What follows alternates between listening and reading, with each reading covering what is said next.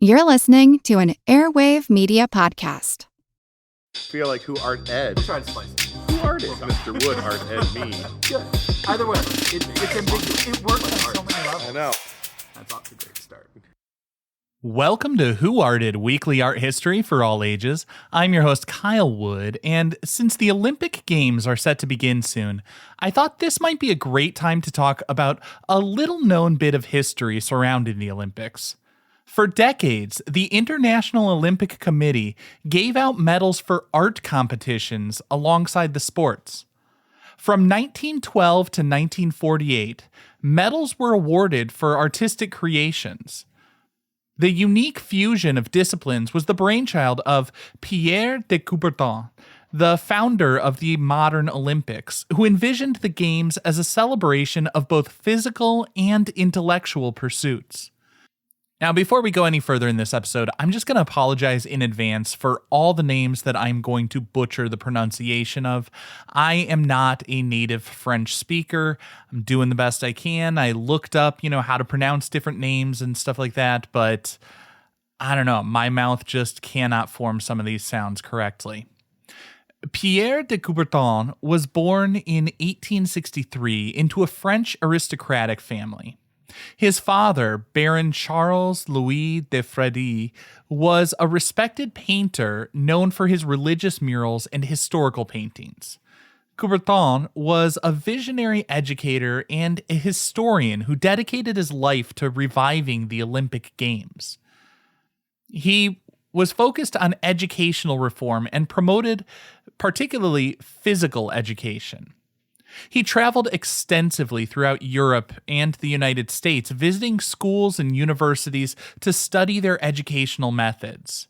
He was particularly impressed by the emphasis on sports and physical activity in British schools, which he believed contributed to the development of well-rounded individuals. He became convinced that athletic competition could foster international understanding and peace. Coubertin's vision for the modern Olympics extended far beyond athleticism, though.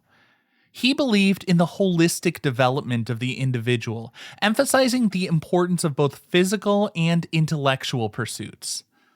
This philosophy stemmed from his deep admiration for the ancient Greek idea of kalokagathia, which represented the harmonious balance of body and mind. Inspired by this ideal, Coubertin advocated for the inclusion of arts competitions in the Olympic Games. He believed that artistic expression, like athletic performance, could inspire and elevate the human spirit. The art competitions were designed to celebrate the beauty and dynamism of sport, showcasing the creative potential that could be unleashed through athletics. Additionally, Coubertin saw the arts as a means to promote cultural exchange and understanding between nations. In 1894, Coubertin's efforts culminated in the establishment of the International Olympic Committee, or the IOC, and the first modern Olympic Games were held in Athens in 1896. The art competitions were introduced at the 1912 Stockholm Games, featuring 5 categories: architecture, literature, music, painting, and sculpture. During those first Olympic art competitions in 1912, a medal-winning athlete also took home the medal for art. Walter Winans was an American marksman who had already won 2 Olympic medals in shooting. In 1912, he surprised everyone by winning the first ever Olympic gold medal for sculpture with his bronze statue of a horse-drawn chariot called an American Trotter. That actually wasn't the only time an Olympic athlete showed off their artistic talent. Alfred Hájos was a Hungarian athlete and architect.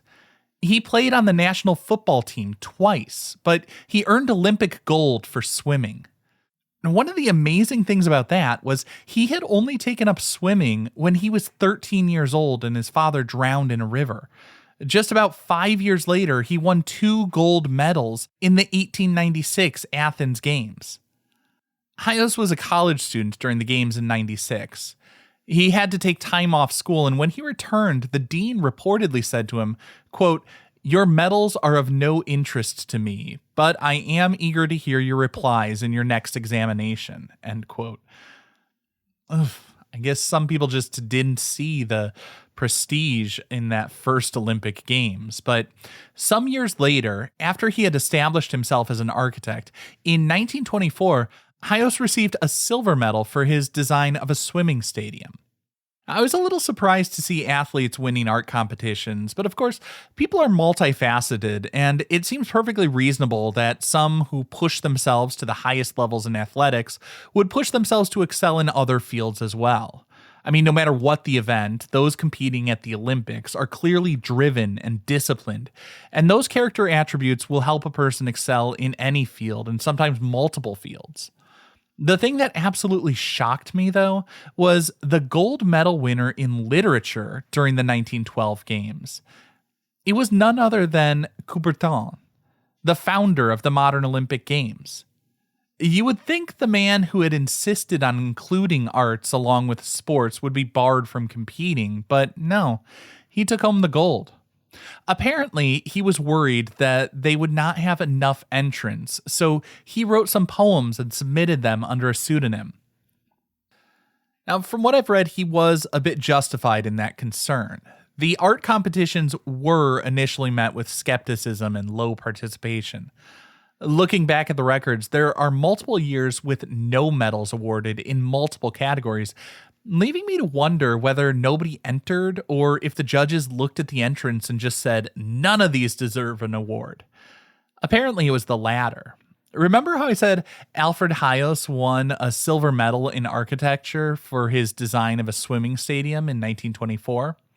Well, that year there were 21 entrants from 7 different countries, but no gold medal was awarded because the judges thought the work was good enough for a silver medal, and they gave out a bronze, but they felt nothing was up to the standard of Olympic gold. Which, I gotta say, on the one hand, I understand wanting to keep a high standard for a gold medal, but still it seems really awful to say, in essence, this is the best of the competition, but we'd rather give no gold than give it to you. Still, over time, the art competitions gradually gained traction, attracting a wider range of artists and capturing public interest. The 1932 Los Angeles Games marked a turning point with a surge in submissions and heightened attention from both the media and the general public. People were interested in seeing who would get the gold in architecture, literature, music, painting, and sculpture. And expert panels weighed in, the winners were awarded their medals alongside the athletic counterparts. But despite the growing popularity, the art competitions were discontinued after the 1948 London Games. And that decision was primarily driven by concerns about the professional status of many participating artists, which conflicted with the Olympic emphasis on amateurism. Also, just the subjective nature of artistic judgment posed challenges in maintaining fairness and impartiality in a competitive setting. Between 1912 and 1948, a total of 146 artists were awarded Olympic medals for their artistic creations. Now, although their tenure was relatively brief, the Olympic art competitions left an enduring mark. They showcased the interconnectedness of art and sport, highlighting how both could inspire and elevate the human spirit. The Olympic Games were made more beautiful by the artworks, and the platform of the Olympics provided artists a unique opportunity to showcase their talents to a global audience. Today, the legacy of the Olympic art competitions lives on in various forms. The Olympic Museum in Switzerland houses a collection of artworks from these competitions. There are art exhibitions surrounding the games, just no longer the medals. I think all of this serves as a nice reminder that the pursuit of excellence can come in lots of different forms, and that human capacity for creativity and expression is as boundless as the athletic potential showcased on the Olympic stage. Coubertin's vision for the Olympics as a platform for international cooperation and understanding continues to inspire millions worldwide. He firmly believed that sport could transcend national boundaries and promote peace, and this ideal remains at the heart of the Olympics today. Now, we all have our favorite competitions, but to me, the truly amazing thing about the Olympics is that every few years, millions of people around the world get to share a moment being awestruck by the capacity of humans to push themselves to new heights. And I think that is something that is just so beautiful. It's worthy of Olympic gold. This concludes this week's episode of Who Arted, part of the Airwave Media Podcast Network. If you found this tolerable, please leave a rating or review on your favorite podcast app. You can find images of the work being discussed this week and every week on social media at Who Arted Podcast on Twitter, Instagram, and TikTok, and of course on the website whoartedpodcast.com. Podcast done.